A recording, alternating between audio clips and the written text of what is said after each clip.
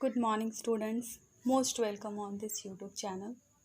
आज मैं आप सबके लिए इस चैनल के माध्यम से हिंदी व्याकरण की एक सीरीज़ लेके आई हूँ जो कि सभी बच्चों के लिए बहुत ज़्यादा हेल्पफुल है।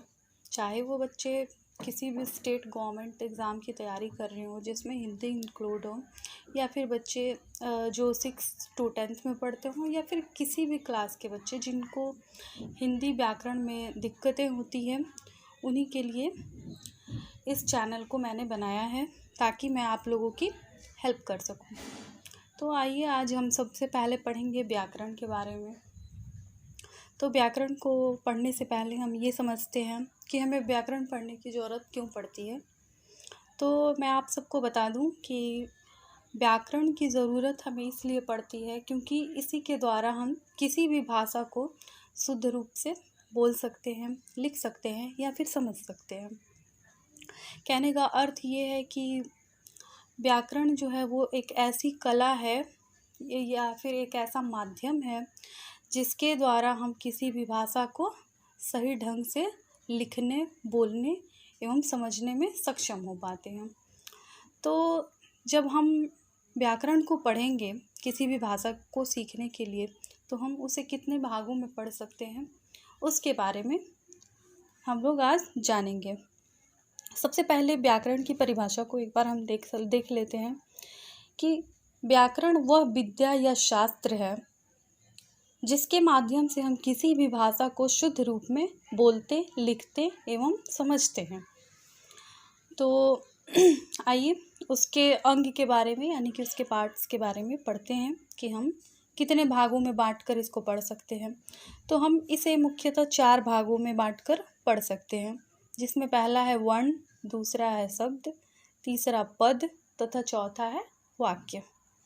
तो आज हम सबसे पहले पढ़ेंगे वर्ण के बारे में। तो वर्ण जो होता है वो भाषा की सबसे छोटी इकाई होती है, यानी कि किसी भी भाषा का सबसे छोटा रूप होता है वर्ण, जिसका कोई भी खंड या टुकड़ा नहीं किया जा सकता, और वर्ण को ही हम ध्वनि के नाम से जानते हैं। जब हम वर्ण को कोई संकेत देते हैं या फिर उसे कहीं लिखते हैं तो उसे हम वर्ण कहते हैं, लेकिन जब हम वर्ण को अपने मुख से उच्चारण करते हैं यानी कि बोलते हैं, तो वो जो वर्ण है वही ध्वनि हो जाता है। जैसे यहाँ पर आप देखिए, लिखित ध्वनि संकेतों को वर्ण कहा जाता है, यानी कि वर्ण और ध्वनि एक ही होता है। हिंदी में उच्चारण की दृष्टि से वर्णों की संख्या 45 होती है, जिसमें 35 व्यंजन तथा 10 स्वर होता है, जबकि लेखन दृष्टि से कुल 52 वर्ण हैं, जिसमें 39 व्यंजन हैं तथा 13 स्वर हैं। उसके बाद आइए देखते हैं कुछ और चीज़ें। हिंदी भाषा में प्रयुक्त सबसे छोटी ध्वनि वर्ण कहलाती है। इसके खंड या टुकड़े नहीं हो सकते, जैसा कि मैंने आप लोग को ऊपर भी समझाया। और इसका एग्जाम्पल जो है वही है हमारा स्वर अ, आ, ई, उ, और व्यंजन भी है, क्योंकि ये सारे वर्ण हैं। स्वर और व्यंजन जो भी हैं वो सारे वर्ण के नाम से जाने जाते हैं। उसके बाद बारी आती है वर्णमाला की, कि वर्णमाला किसे कहते हैं। तो वर्णों के समूह को वर्णमाला कहते हैं, जैसे अ, आ, ई, क, ख, ग इत्यादि। हाँ, तो आइए स्टूडेंट्स अब देखते हैं कि वर्ण के कितने भेद या फिर कितने प्रकार होते हैं। तो उच्चारण और प्रयोग के आधार पर हिंदी वर्णमाला के 2 प्रकार होते हैं, जिसमें पहला होता है स्वर, जिसे हम इंग्लिश में वोवेल के नाम से जानते हैं, तथा दूसरा होता है व्यंजन, जिसे हम कॉन्सोनेंट के नाम से जानते हैं। तो आज सबसे पहले पढ़ेंगे स्वर के बारे में कि स्वर किसे कहते हैं। तो वैसे वर्ण जिनके उच्चारण में किसी अन्य वर्ण की सहायता न लेनी पड़े उन्हें स्वर वर्ण कहते हैं।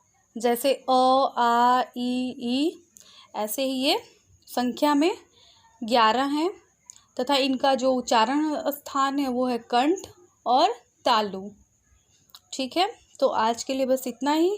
अब इसके आगे हम पढ़ेंगे कल के चैप्टर में, अपने कल की क्लास में पढ़ेंगे, जिसमें हम पढ़ेंगे स्वर के भेद, उनके भेदों के जो परिभाषाएं हैं उसके बारे में पढ़ेंगे, तथा कुछ हम प्रीवियस ईयर के क्वेश्चंस, कुछ ऑब्जेक्टिव क्वेश्चंस पर भी चर्चा करेंगे।